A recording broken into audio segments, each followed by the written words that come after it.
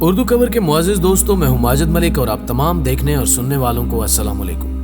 ناظرین گرامی، اللہ تعالیٰ نے بنی اسرائیل کے کسی شخص کو کسی ایسے بزرگ سے ملا دیا جو جس پتھر پر انگلی رکھ دیتا تھا وہ سونے کا بن جاتا تھا۔ وہ شخص اس بزرگ کے پیچھے پیچھے چل پڑا۔ بزرگ نے اس کی طرف دیکھ کر پوچھا، ہاں بتاؤ تمہیں کیا چاہیے؟ وہ بولا، غریب ہوں، اللہ تعالیٰ نے آپ کے پاس بھجوا دیا، آپ ذرا مہربانی فرما دیں۔ بزرگ نے سامنے موجود چٹان پر انگلی رکھی، بسم اللہ پڑھی اور وہ چٹان لمحوں میں سونے کی ہو گئی۔ بزرگ نے چٹان کی طرف اشارہ کیا اور فرمایا، یہ لے جاؤ اور عیش کرو۔ بزرگ اس کے بعد آگے چل پڑے۔ تھوڑی دیر بعد انہیں محسوس ہوا کہ وہ حاجت مند دوبارہ ان کے پیچھے پیچھے چل رہا ہے۔ بزرگ مڑے، حیرت سے اس کی طرف دیکھا اور پھر پوچھا، تمہیں اب کیا چاہیے؟ حاجت مند آہستہ آواز میں بولا، اگر تھوڑی سی مزید مہربانی ہو جاتی تو اللہ کے اس برگزیدہ شخص نے 3-4 چٹانوں کو انگلی سے چھو دیا، وہ ساری سونے کی بن گئی۔ بزرگ نے وہ چٹانیں بھی اس کے حوالے کر دی اور آگے چل پڑے۔ وہ ابھی زیادہ دور نہیں گئے تھے کہ انہیں وہ حاجت مند ایک بار پھر اپنی طرف آتا محسوس ہوا۔ وہ رکے، حیرت سے اس کی طرف دیکھا اور پوچھا، تمہیں اب کیا چاہیے؟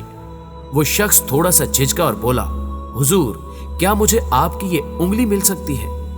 ناظرین گرامی، یہ چھوٹا سا واقعہ ہم انسانوں کی لامتناہی خواہشوں اور تا حد نظر پھیلے لالچ کے ناتمام سلسلے کو ظاہر کرتا ہے۔ ہم انسان جب لالچ کا شکار ہوتے ہیں تو سونے چاندی کی چٹانیں پا کر بھی انگلی کی طرف حسرت سے دیکھتے رہتے ہیں۔ ہم مطمئن نہیں ہوتے۔ آپ اپنے دائیں بائیں دیکھیں، آپ کسی روز آئینے میں خود کو بھی دیکھ لیں، آپ کو اپنے اندر بھی ایک ایسا ہی شخص چھپا ہوا ملے گا اور آپ کو دائیں بائیں بھی یہی لوگ دکھائی دیں گے۔ ہم انسان اللہ کی بڑی دلچسپ مخلوق ہیں۔ ہم جب لالچ کے بل میں داخل ہوتے ہیں تو ہم میں اور چیونٹیوں میں کوئی فرق نہیں رہتا۔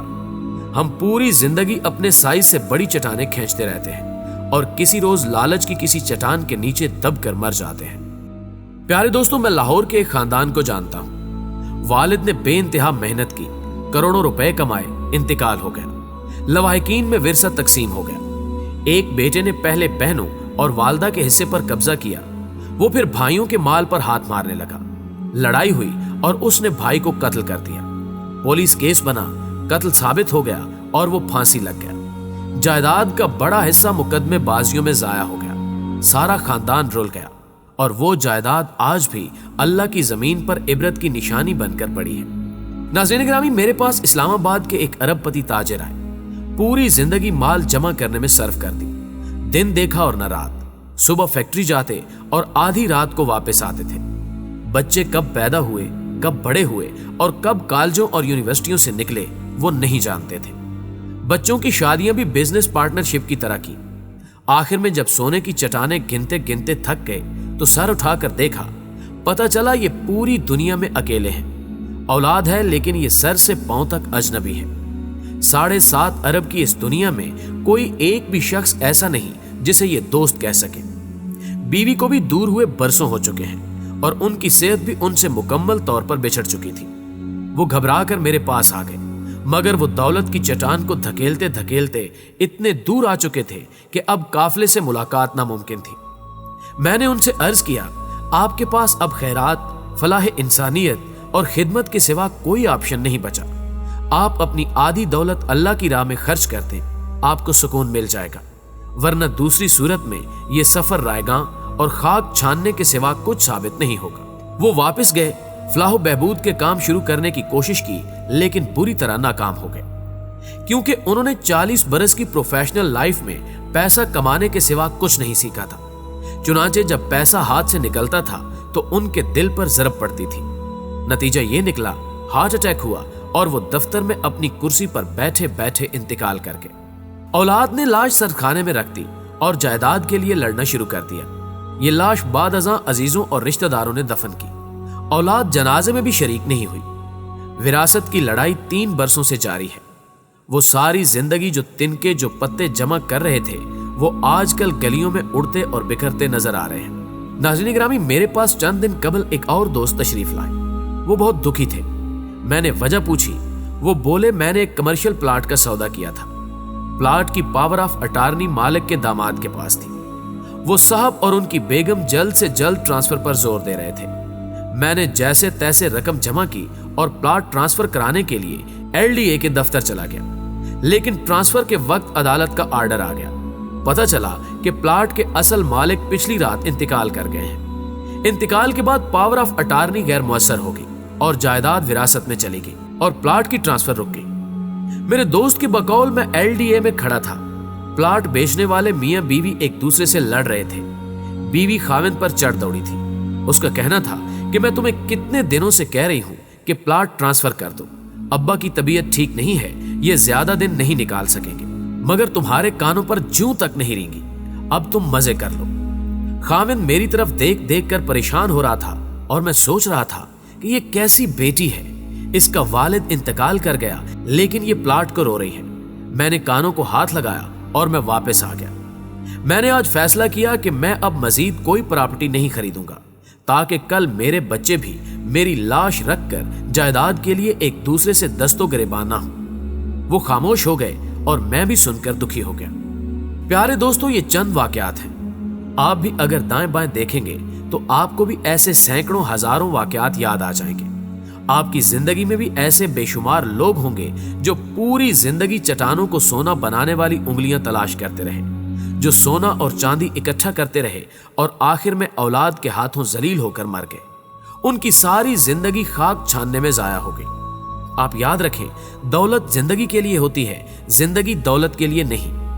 ہم اگر اپنی کمائی کو انجوائے نہیں کر سکتے، ہم اگر دولت جمع کرتے کرتے شام کے وقت بھی گھر نہیں آ پاتے، اپنے بچوں کے ساتھ دوڑ بھاگ نہیں سکتے، کہہ نہیں لگا پاتے، ہمارے پاس اگر کتابیں پڑھنے، فلمیں دیکھنے، میوزک سننے، بچوں کو شاپنگ کرانے، بیوی کے ساتھ کھانا کھانے، دوستوں کے دکھ درد سننے، واک کرنے، پہاڑوں پر گھنے جنگلوں میں کوئل کی کوک سننے، اجنبی سرزمینوں پر اللہ کے معجزے دیکھنے اور اپنے بچوں کے بچوں کو اپنی کمر پر سوار کر کے گھوڑا کھیلنے، باربیکیو بنانے اور سردیوں کی دوپہروں میں دھوپ میں بیٹھنے اور گرمیوں کی راتوں میں کھلے آسمان تلے لیٹ کر تارے گننے کا وقت نہیں ہوتا، تو پھر یہ زندگی ہمارے لیے نعمت، ہمارے لیے انعام نہیں ہے۔